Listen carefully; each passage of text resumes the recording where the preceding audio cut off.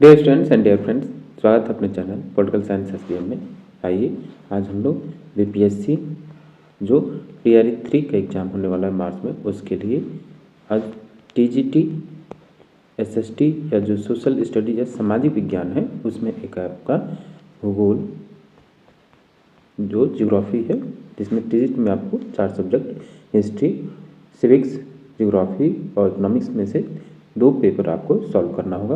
उसमें जिसमें एक में से कोई हिस्ट्री या ज्योग्राफी कंपलसरी हो गया, बाकी उसके अलावा कोई दूसरा आप ले सकते हैं। उसी क्रम में आज हम लोग भूगोल से संबंधित जो एमसीक्यूज है सॉल्व करेंगे।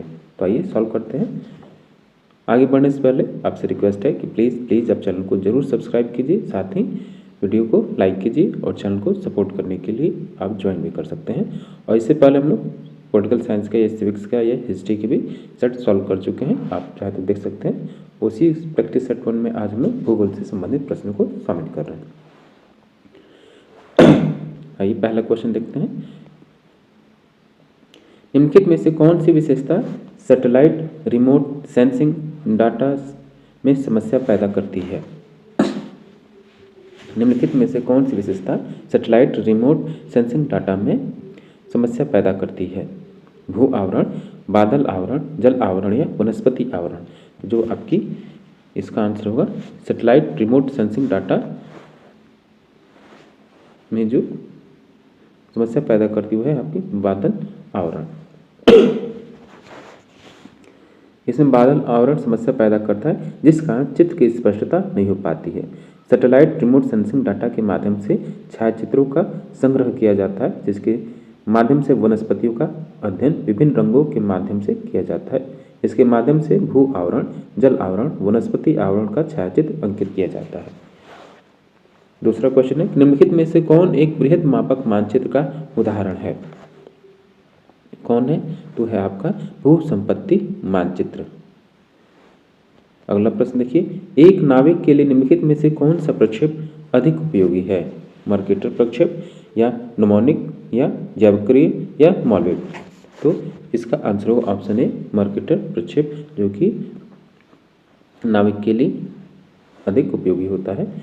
4 देखिए, किस अक्षांश रेखा की वास्तविक लंबाई भूमध्य रेखा की आधी होती है?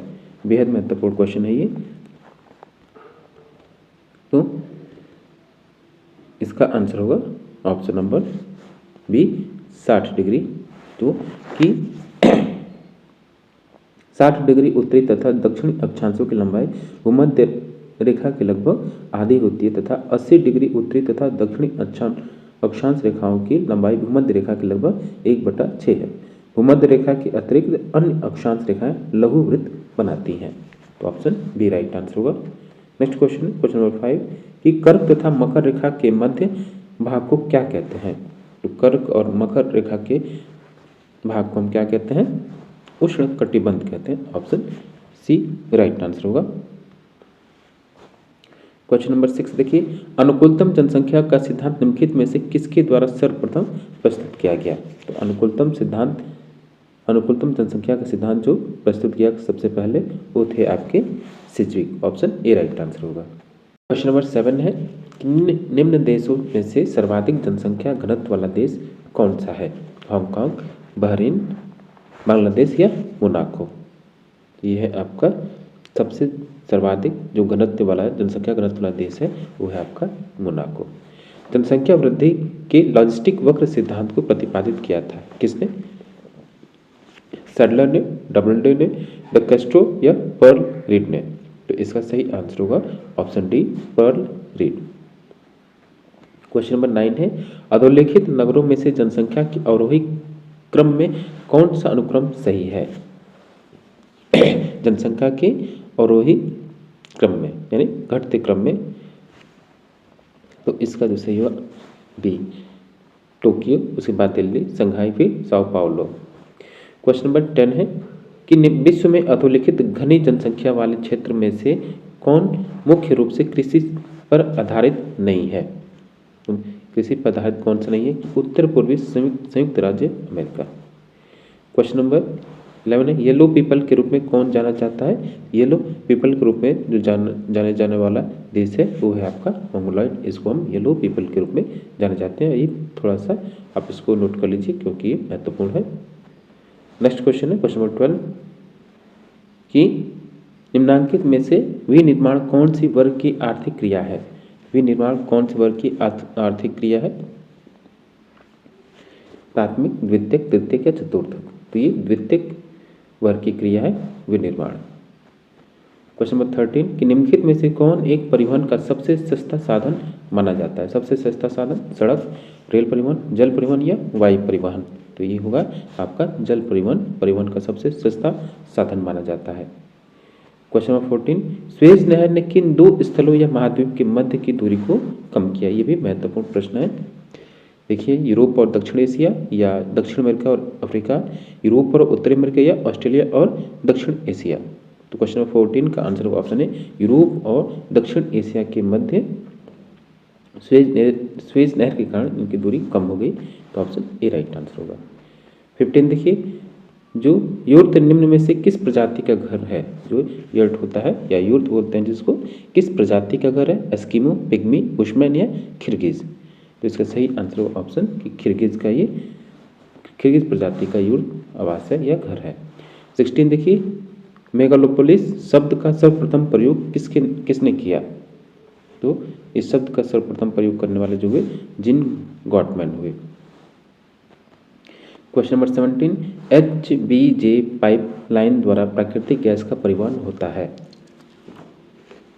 HBJ पाइपलाइन द्वारा प्राकृतिक गैस का परिवहन होता है। कहाँ से होता है ये? तो ये होता है आपका बसीन से, ऑप्शन सी। 18 देखिए निम्नलिखित में से किसने भूगोल शब्द का सर्वप्रथम प्रयोग किया? सबसे पहले प्रयोग किया इरेस्टोथनीज, स्ट्रैबो, हिपार्कस या पोसिडोनियस? तो इसका आंसर होगा ऑप्शन ए इरेस्टोथनीज, जिसने भूगोल शब्द का सर्वप्रथम प्रयोग किया। क्वेश्चन नंबर 19 ऑटो श्मिट की अंतरात्मक धूल परिकल्पना किन वैज्ञानिकों के पूर्ववर्ती विचारों पर आधारित है? तो है आपका कांट तथा लाप्लास। क्वेश्चन नंबर 20 कि पृथ्वी के आंतरिक भाग में ऊष्मा जनन का मुख्य कारण क्या है? पृथ्वी के आंतरिक भाग में ऊष्मा जनन का मुख्य कारण क्या है? तो यह है आपका कि रेडियो सक्रिय पदार्थों तथा गुरुत्व बल के तापीय ऊर्जा में परिवर्तन से। तो ऑप्शन ए राइट आंसर होगा।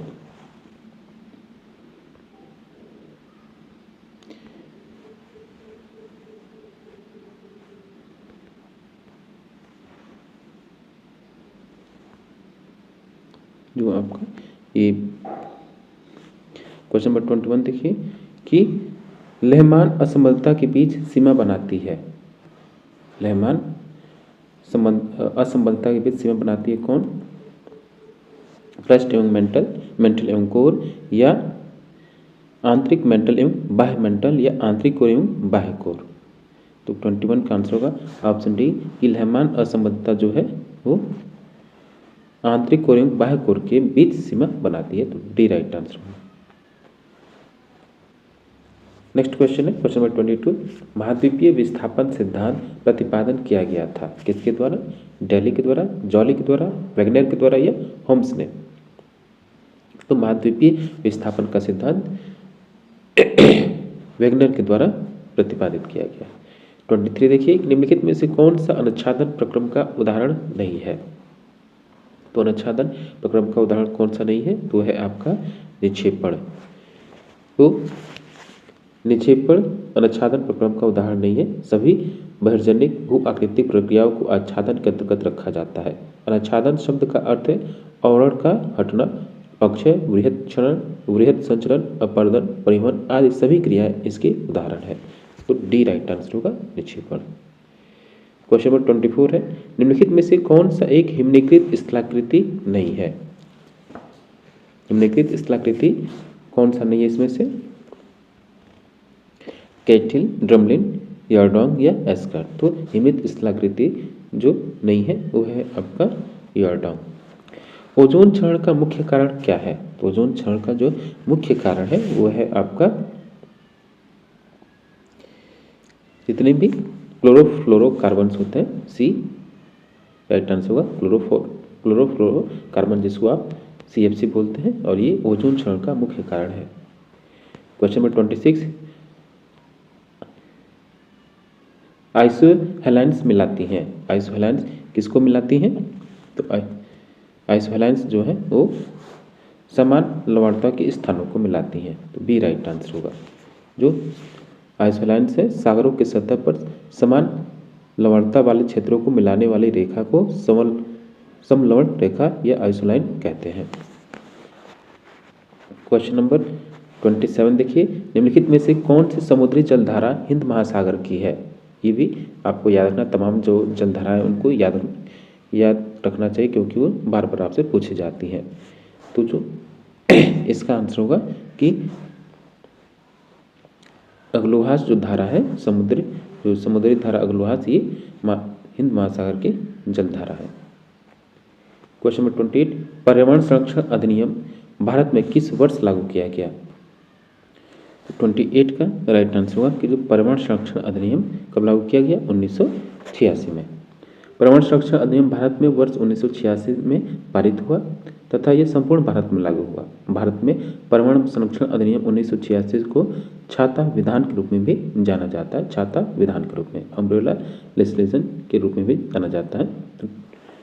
क्वेश्चन नंबर 29 देखिए कि क्षेत्रफल की दृष्टि से भारत विश्व के देशों में कौन सा स्थान है? तो क्षेत्रफल की दृष्टि से भारत का विश्व में जो स्थान है आपका वो है 7वां। ऑप्शन सी राइट आंसर होगा। क्वेश्चन नंबर 30 कि कर्क रेखा नहीं गुजरती है। तो कर्क रेखा कहाँ से नहीं गुजरती है? तो ईरान से कर्क रेखा नहीं गुजरती है। क्वेश्चन नंबर 31 है, निम्नलिखित भारतीय नदियों में से कौन एस्चुरी बनाती है या एस्चुरी का निर्माण करती है? एस्चुरी का निर्माण करने वाली जो नदी है वो है आपकी Tapti. Option C right answer होगा। तो क्वेश्चन नंबर 32 है कि भारत में मानसून की उत्पत्ति निम्नलिखित पवनों में किसके द्वारा होती है? भारत में मानसून की उत्पत्ति किसके द्वारा होती है? तो दक्षिण पश्चिम पवन के द्वारा भारत में मानसून की उत्पत्ति होती है। ए राइट आंसर होगा। क्वेश्चन नंबर 33 देखिए, जैव विविधता है। तो जैव विविधता क्या है? तो जैव विविधता संपूर्ण प्रजातियों, संपूर्ण जीन एवं संपूर्ण परितंत्रों का योग है। तो ऑप्शन ए राइट आंसर होगा। क्वेश्चन नंबर 34, हमारे जल मंडल यानी हाइड्रोस्फीयर का सबसे बड़ा भाग कौन सा है? तो जल मंडल का जो सबसे बड़ा भाग या जो हाइड्रोस्फीयर का जो सबसे बड़ा भाग है वो है आपका प्रशांत महासागर। क्वेश्चन नंबर 35 है, ये आपको मैच करना है।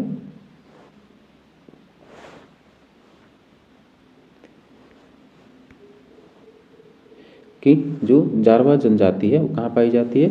तो अंडमान और निकोबार में पाई जाती है। और कुकी जो है मणिपुर में पाई जाती है। थारू जो जनजाति है वो आपका उत्तर प्रदेश होगा, और गोंड जनजाति है मध्य प्रदेश में पाई जाती है। इस हिसाब से जो आपका आंसर होगा वो होगा बी राइट आंसर होगा। क्वेश्चन नंबर 36, ये भी आपको मैच करना है, नगर और उद्योग से संबंधित है। तो जो कोयम्बटूर है तमिलनाडु में, वो सूती वस्त्र के लिए प्रसिद्ध है। राउरकेला किसके लिए प्रसिद्ध है? जो कि उड़ीसा में है, ये लौह इस्पात के लिए संबंधित है। और कपूरथला जो कि आपका पंजाब में है, ये रेल के डिब्बे से संबंधित है। और बरौनी तेल शोधन से संबंधित है, और बरौनी कहाँ है? आपका बिहार में है। तो इसका जो सही ऑप्शन होगा वो है ए राइट आंसर होगा। क्वेश्चन नंबर 37, विश्व का 90% से अधिक जीवभार कहाँ है? तो विश्व का 90% से जो अधिक जीवभार है वो है आपका उष्णकटिबंधीय वर्षा वनों में।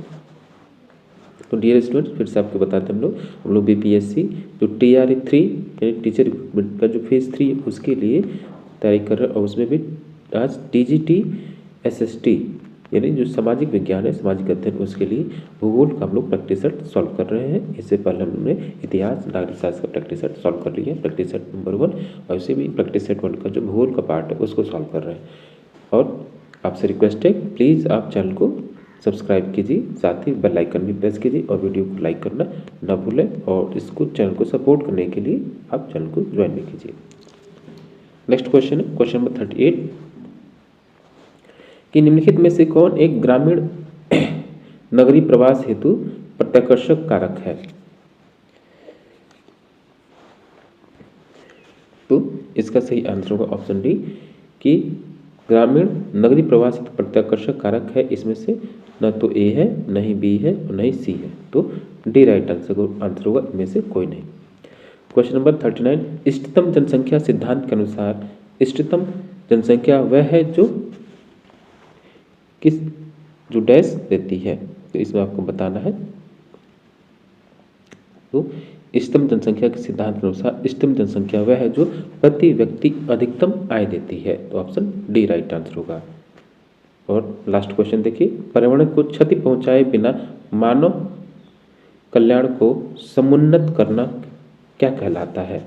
तो पर्यावरण को क्षति पहुंचाए बिना मानव कल्याण को समुन्नत करना संपोषण विकास कहलाता है। इसके अंतर्गत संपोषणीय उत्पादन, परिवहन, वस्तुओं एवं सेवाओं की पैकेजिंग, स्वच्छ प्रौद्योगिकी, अपशिष्ट पदार्थों का नवीकरण, संसाधनों के उपयोग आदि को प्रोत्साहित किया जाता है। तो ऑप्शन सी राइट आंसर होगा, संपोषित विकास। तो ये था आपका टीजीटी एसएसटी में भूगोल ज्योग्राफी का पार्ट, जिसमें हम लोग 40 या 40 महत्वपूर्ण प्रश्नों को सॉल्व किया और इससे पहले हिस्ट्री और 6 के प्रश्नों को सॉल्व कर चुके हैं। तो चैनल पर लगातार बने रहिए। जो स्टूडेंट पीजीटी की भी तैयारी कर रहे हैं, पीजीटी पॉलिटिकल साइंस की, उनके लिए भी तमाम कंटेंट अवेलेबल है। आप चाहें तो चैनल पर विजिट करके देख सकते हैं। और प्लीज़ चैनल को सब्सक्राइब करना ना भूलें। वीडियो को लाइक कीजिए और अपने दोस्तों में अधिक से अधिक शेयर कीजिए। Thank you for watching. मिलते हैं आपसे नेक्स्ट वीडियो में।